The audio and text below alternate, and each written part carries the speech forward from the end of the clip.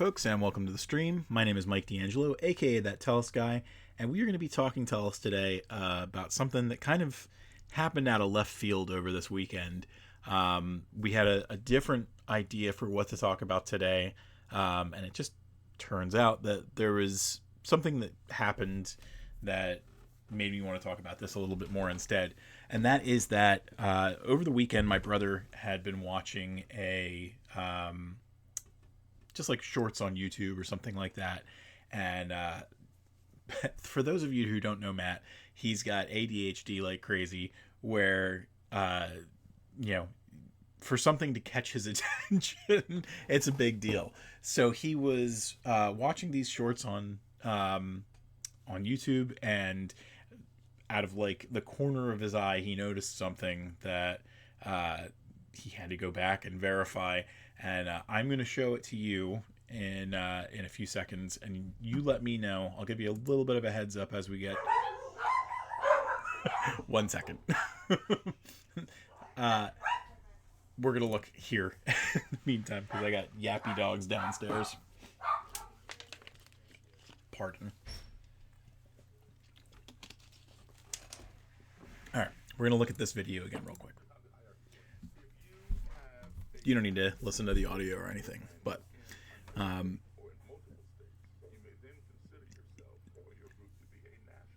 this is just a real quick video that he saw. It's kind of like a regurgitated version of what happened on the Joe Rogan Experience. So pay attention.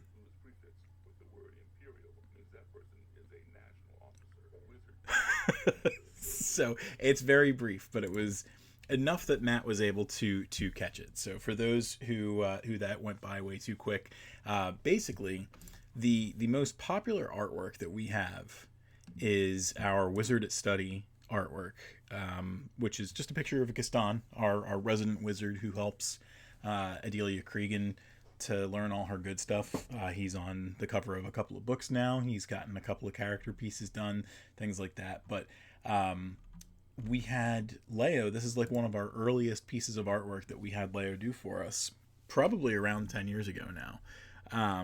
And it's become one of the most stolen pieces of artwork that we have. We typically will try and put like watermarks and stuff on it, and I'm noticing now that there are no watermarks on this one in particular, so I'm probably going to have to throw that up there. But at this point, it might be a little, too late.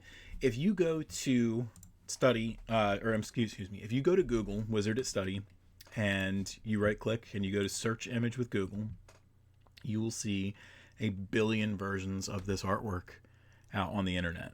A lot of times it's got, a Tellest watermark of some sort on there. Leo put this one on there for us. But sometimes, they'll take things and, crop them down or things like that, or they'll take the one that we had and it just, you never see it again after that.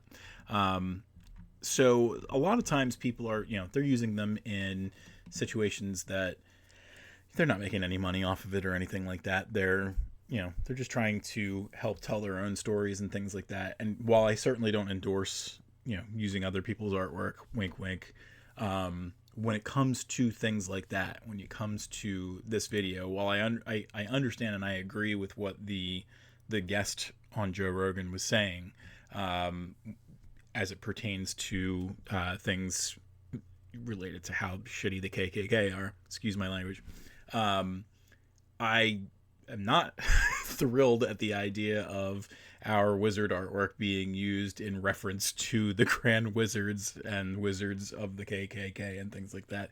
As you can see from my comment here, it was nice to be able to get that artwork in front of people, but I'm not sure how much that helps in the grand scheme of things. This happened over a month ago. We're just finding out about it now. Like, what kind of good does it do us to learn these kind of things now? And it kind of sent me down this rabbit hole over the weekend where, unfortunately, I was not doing a lot of other things that I should have been doing. I should have been spending time writing.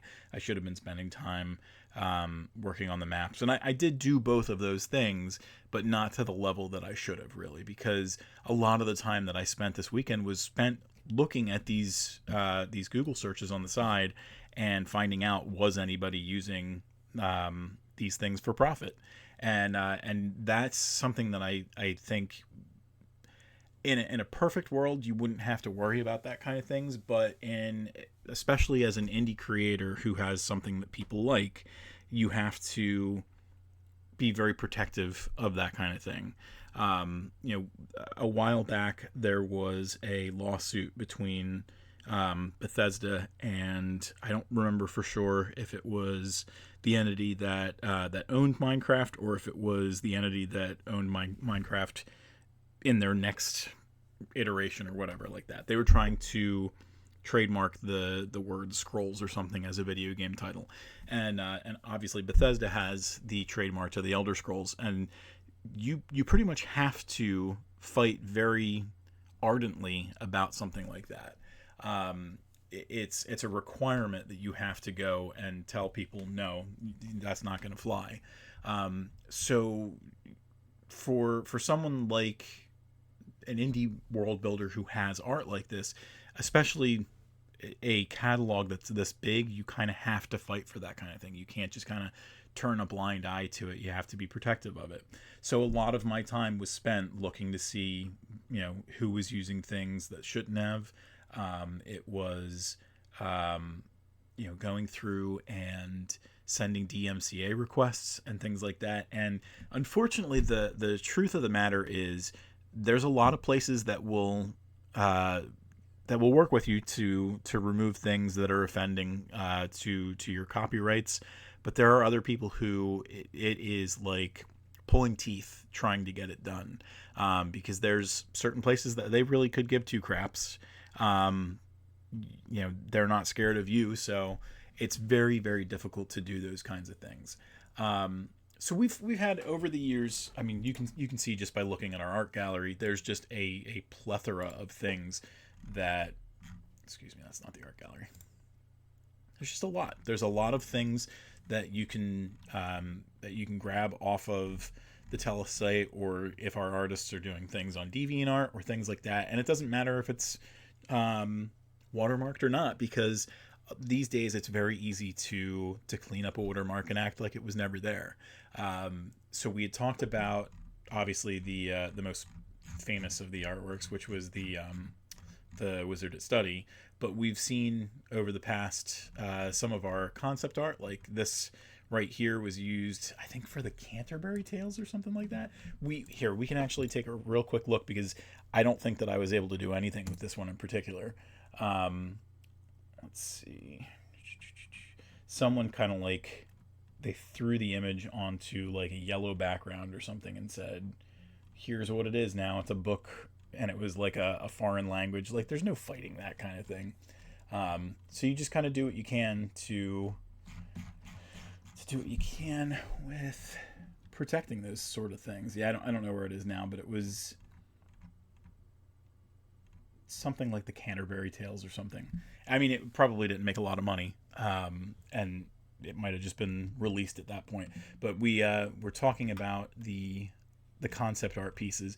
At one point, one of the funnier instances of this kind of thing happening was, we were playing D&D with our Friday group, which used to meet every week, and our dungeon master was going to have us run into a pack of gnolls, and weirdly enough, the chieftain of the gnolls or whatever was our artwork. So it was this handsome fellow here, and it was like, are you joking with us? Like, did you know that was Tellest artwork and everything? I don't know where he found it. I don't know if he found it on DeviantArt. I don't know if he found it just on Google, and didn't realize that it was coming from the Tellest website. It was the funniest thing, and we joke about it all the time, because it is one of those things where, I mean, most people are not commissioning artwork. It's one of those things where the typical person doesn't really go that route. But when you are building an entire world that's 10 authors in, 20 books in, lots of side projects, all those kind of things, you are at risk for these kinds of things. So it's just one of you have to think about it. It's an experience that not a lot of people are going to have, but you have to be ready for it, especially if you collaborate with some very talented people. We kind of at this point are, there's certain bits of Tellest universe that's a little bit more generic. Like you have things like the Wizard Study that we wanted it to feel very accessible. I didn't want it to be so accessible that people were taking it and stealing it and using it in their projects and things like that.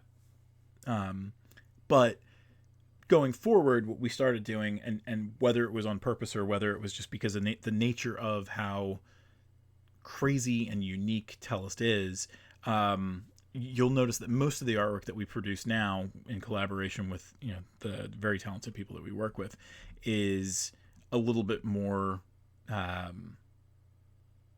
it's more unique. It's things that you typically couldn't associate with too many other things. You can certainly say like, hey, I'm going to throw this on the wizard posting subreddit or things like that. But it's going to be used in a much more narrow sense, I think.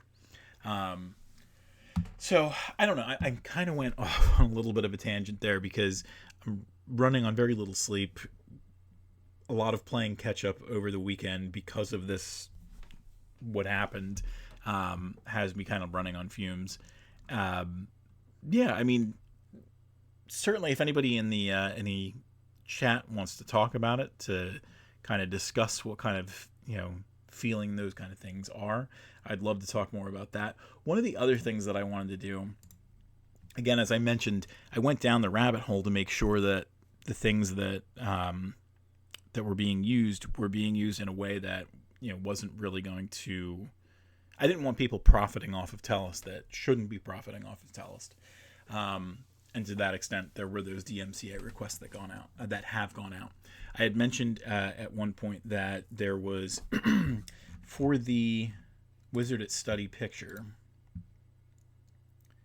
If we search for this, I don't know how easily it'll pop up, but for some of the people who have been following the Talking Tellests, I had mentioned in an earlier Talking Tellest that one of the ways that we raise a little bit of money on the side, here we go, is I work on Fiverr. I promote people, and while this gentleman here is, I think this gig is paused anyway, so he's not using it or anything. His picture even has the Tellest watermark on it and everything. So this person is profiting off of the Tellest brand, whether he realizes it or not, because he's trying to make money using our imagery. And the fun part about this one was I reached out to Fiverr directly and told them, hey, this person is using my image. I can get a signed message from the creator stating as such. I think the next step is when it comes to a lot of our more popular artworks, we're actually going to copyright register them at this point. We probably should have had it done a lot earlier. A lot of the places that we interact with when it comes to DMCA requests, they don't fight you on those kind of things. They take it at face value because you're claiming under threat of perjury that those kind of things are accurate. You're saying this is 100% true to the best of my knowledge. I have the commercial rights to this and the copyright to it because it was done as a work for hire, piece of work. Yeah, it gets a little frustrating. Fiverr's one of those ones that I feel like it could be very hit or miss. And then the other thing is Imgur is another one of those places. Imgur actually says that they won't even do anything unless you're copyright registered. And the shame of it is, it takes 7 months to copyright register an image. So in a situation where someone is lucky enough to catch lightning in a bottle using your image, they could have millions of people's eyes on that image, never knowing that it's yours. And other people misappropriate its use and things like that. And it goes all over the place. And what are you supposed to do in that 7 month period? So Rihanna says, it amazes me how many people are just totally fine with Googling pictures and just being like, yeah, this is fine to use instead of using something original. And again, I mean, to some extent, I feel like there's got to be like some level of acceptance when someone uses like a piece of art in certain aspects. If someone's using a Wolverine picture for their profile, or I mean, for that matter, like a Tellest image or anything like that, it's not really hurting anybody. But when somebody is using it to profit, that's where it gets a little bit dicey. When someone's using it in a video on YouTube where they're monetizing their content and they've got tens of thousands of views, and they're not crediting the artwork, they're associating it with things that are inappropriate for the artwork, that's where like things get a little touchy for me, because while I certainly agree with the message that the entirety of that video was trying to tell, I'm not a huge fan of associating Gaston, who's one of the most utmost kind and forward-thinking people in the Tellest universe, with people who are decidedly not that. It gets a little bothersome. I had mentioned before that we had done DMCA requests for the Gaston artwork, specifically this weekend, but this particular piece of artwork has been stolen so many times in the past that I have gone down the road with this on many other sites. People were using this artwork and pretending that that was one of the demo pictures that they could make for someone for their book cover. So like this could have, and I think at one point this was used on Wattpad. I think that at one point I had seen it on Amazon. In both cases, they were like parts of short stories or things like that. So the person eventually wiped their account or something along those lines. But yeah, I mean, you can see here, there's just plenty of other places that it ends up.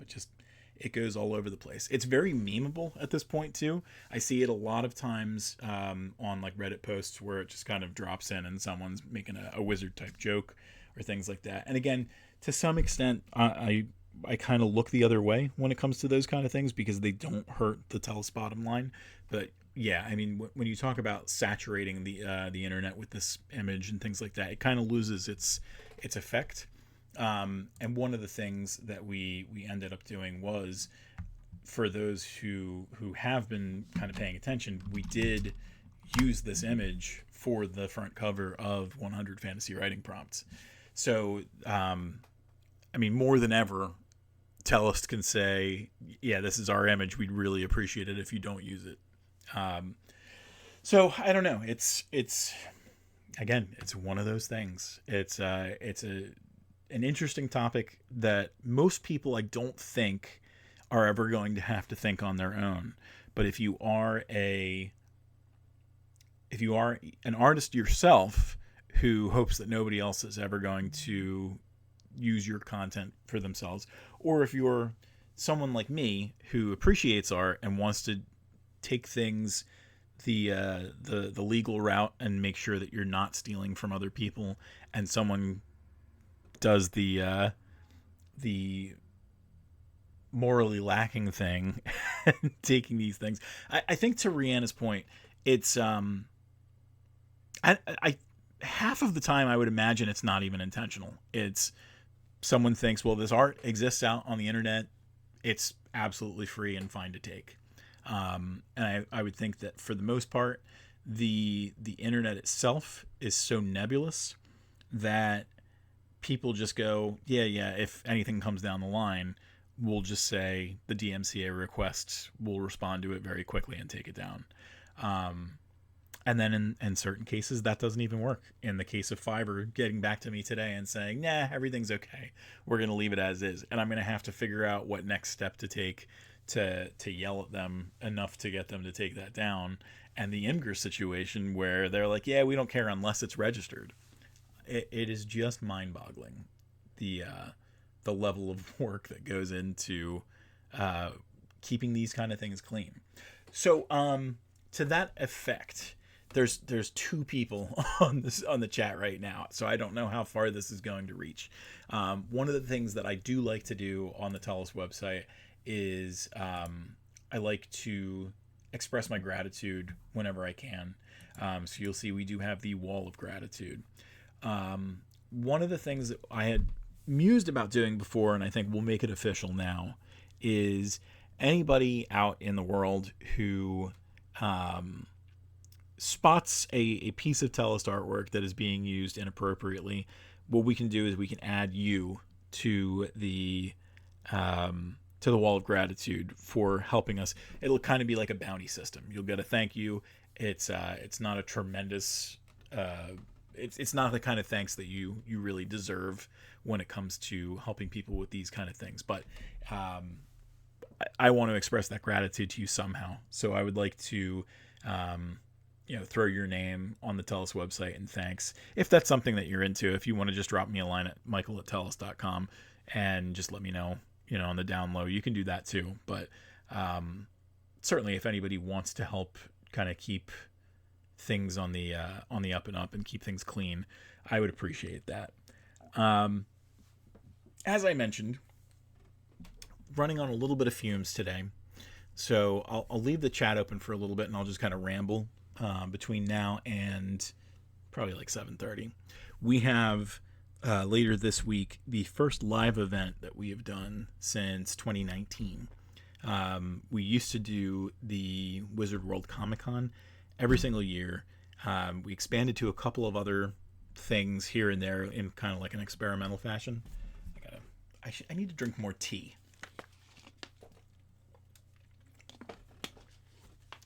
Excuse me. So this year is the first year that we're actually going back with a table. We were at Fan Expo earlier this year for assisting our buddy Kev, who had his own table for the Philadelphia Podcasting Society, and we were able to secure 2 tables for that event for next year for ourselves. But this is going to be the first sit-down event. It's going to be the first big one for Rihanna for her Weird Witch Wands, and we're very excited for that. It's taken a lot of work to get back into the mindset of, hey, we're going to be doing these kind of things. We're definitely trying to keep it a little bit low key compared to the way that we used to do it.